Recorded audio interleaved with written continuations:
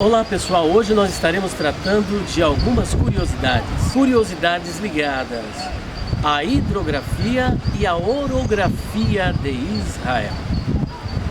Para isso nós iremos falar sobre a relação que há entre o Monte Hermon e o Mar Morto. Vem comigo.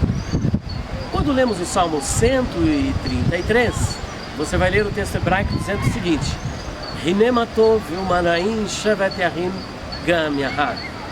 ó, quão bom e quão suave é que os irmãos vivem em união. E o salmista, ao falar da união, ele faz uma alusão ao Monte Hermon, ao orvalho do Hermon, que desce sobre o Monte Hermon e chega até o Monte Sião, de onde ali o Senhor também ordena a bênção e a vida para sempre. Ou seja, onde há união, existe a vida, a bênção e a vida para sempre.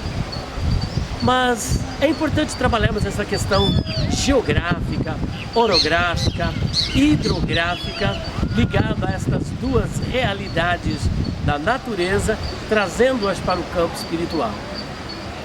O Monte Hermon, ele está elevado cerca de 2.800 metros de altitude em relação ao nível do mar. Ele fica nos Antilíbanos, lá na região do Líbano. E no sopé do Monte Hermon, tendo toda essa altitude, no sopé do Monte Hermon, flui 3 correntes de águas. Entre elas tem o Banias, o Narledan, que formam a confluência desses três rios. E a confluência desses 3 rios dá origem ao que nós conhecemos na Bíblia como Rio Jordão, que significa o que desce. É um rio bastante sinuoso. E o Rio Jordão, por sua vez, vem descendo. E ele chega até formar aquilo que nós chamamos das Águas de Merom, ou Lago de Ula. Veja que o Lago de Ula, ou as Águas de Merom, já está cerca de 68 metros abaixo do nível do mar. Mas esse lago ele continua, porque o Rio Jordão continua com as suas águas até chegar a um grande mar que, a bem da verdade, é um lago de água doce, conhecido em primeiro lugar como Mar da Galileia. E por que esse mar é chamado, ou melhor, esse lago de água doce é chamado de Mar da Galileia? Galileia porque ele fica na região da Galileia, uma das 6 regiões na época da Palestina, que você tinha a Galileia no extremo norte, depois Samaria e mais abaixo Judá. E esse grande lago fica ali na região da Galileia. E foi justamente nesta região que o Senhor Jesus chamou os seus primeiros discípulos para formar o seu colégio apostólico posteriormente. Ali era o local onde o apóstolo Pedro, João e outros demais faziam as suas pescarias, porque a população daquela época vivia da atividade pesqueira. Então o Mar da Galileia era, na verdade, uma fonte de renda, uma fonte de economia, uma fonte de bênção para todas as pessoas. Mas vale lembrar que tudo isso começou lá no Monte Hermon, o orvalho do Hermon, que distribui todas as suas águas até chegar no Mar da Galileia. O Mar da Galileia, de acordo com alguns, ele tem 8 quilômetros de largura, de extensão. Alguns chegam a dizer que tem 12 quilômetros, uma profundidade muito grande. E ele também, o Mar da Galileia, recebe outros nomes. Por exemplo, quando você ler em algum dos evangelhos Mar de Tiberíades, trata-se do mesmo lago de água doce, também chamado Mar da Galileia. E ele também é conhecido como Mar de Tiberíades, porque estava à sua margem uma cidade que foi dedicada a Tibério César. E então batizaram este mar de Mar de Tiberíades por conta desta cidade gentílica que era dedicada a Tibério César. Mas havia também um outro nome que é registrado na Bíblia para esse mar, que é Mar de Quinerete. E ele é conhecido como Mar de Quinerete porque o seu formato é de um quinor, de uma harpa, e por isso também ele é conhecido como Mar de Quinerete. E por último, ele recebe o nome de Lago de Genezaré.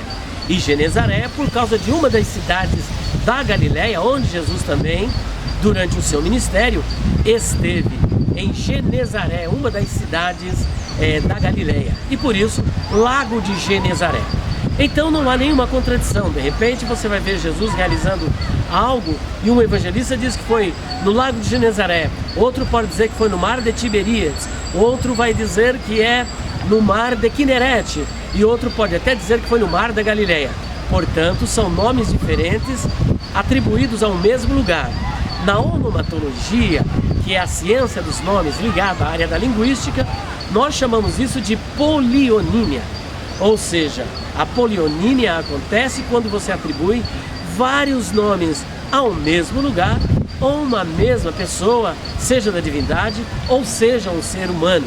Então nós temos ali uma questão de polionímia. Mar da Galileia, Mar de Quinerete, Mar de Tiberíades e Lago de Genezaré. Portanto, tratam-se esses diferentes nomes que são conferidos ao mesmo local. E como já dissemos, há uma curiosidade hidrográfica porque ele está a 212 metros abaixo do nível do mar.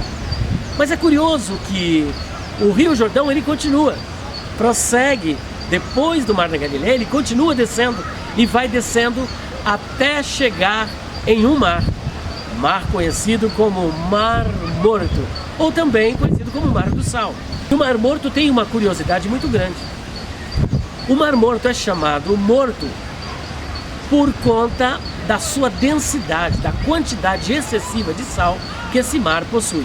Enquanto os mares, como esse que você está contemplando aí atrás de mim, possui 4% de sal, o Mar Morto possui 26% de sal.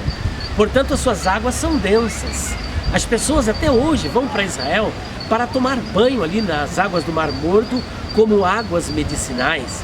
E de acordo com alguns, se você ficar na superfície das águas, você não afunda por conta da grande densidade deste mar, que também é conhecido como Mar Morto. Agora, curiosamente, por que ele chama morto? Primeiro, nós já dissemos que é por causa da quantidade de sal. As margens do Mar Morto não tem vegetação. Ele é realmente morto, porque está a 400 metros negativo em relação ao nível do mar. E na sua profundidade, ele alcança cerca de 800 metros negativo em relação ao nível do mar. Então veja que todos os rios distribuem as suas águas para os mares, mas o Mar Morto não distribui com ninguém. Isso é o símbolo do egoísmo. As pessoas que recebem de todos, recebem tudo, mas não dá nada para ninguém, não distribui nada com ninguém. Olha a diferença entre o Mar Morto e o Monte Hermon, que recebe constantemente o orvalho do céu, distribuem esse orvalho, formando os três rios que fazem uma confluência e logo após formando as águas de Meron, que está logo abaixo, e depois ele continua dando origem ao Rio Jordão e forma o Mar da Galileia, que abastece todas as cidades da região. As pessoas viviam totalmente da atividade pesqueira e até hoje as pessoas vivem do turismo deste mar, mas tudo isso porque ele foi abençoado ali pelo Monte Hermon, que por sua vez recebe do céu. Então fica para nós uma lição: quanto mais você distribui, quanto mais você abre o seu coração, quanto mais você dá aquilo que Deus te deu, mais você recebe. Veja bem que o próprio apóstolo Paulo diz que mais bem-aventurada coisa é dar do que receber. Quanto mais você distribui, mais Deus vai te abençoar. Por quê? Você é um canal de bênção para todas as pessoas. Eu quero agora finalizar esta curiosidade orográfica, hidrográfica, chamando a sua atenção, também pedindo a sua gentileza de compartilhar os nossos vídeos, deixar o seu comentário, o seu like, ativar as notificações. Se você não se inscreveu, que você possa se inscrever e olha, divulgue este canal, porque é bênção para todos nós. E depois, se você quiser, pode também estar acessando a nossa livraria virtual, www.livrariadopastorelias.com.br. Eu quero deixar ainda um recadinho para você. Se você quiser adquirir as nossas promoções, Perguntas Difíceis de Responder, volume 1, Perguntas Difíceis de Responder, volume 3, o Dicionário Etimológico de Nomes Bíblicos e ainda o livro sobre Paulo. São 4 obras no valor de R$300 por apenas R$150. Mas você precisa ligar 0 operadora 11 94901 6633. Deus abençoe a sua vida.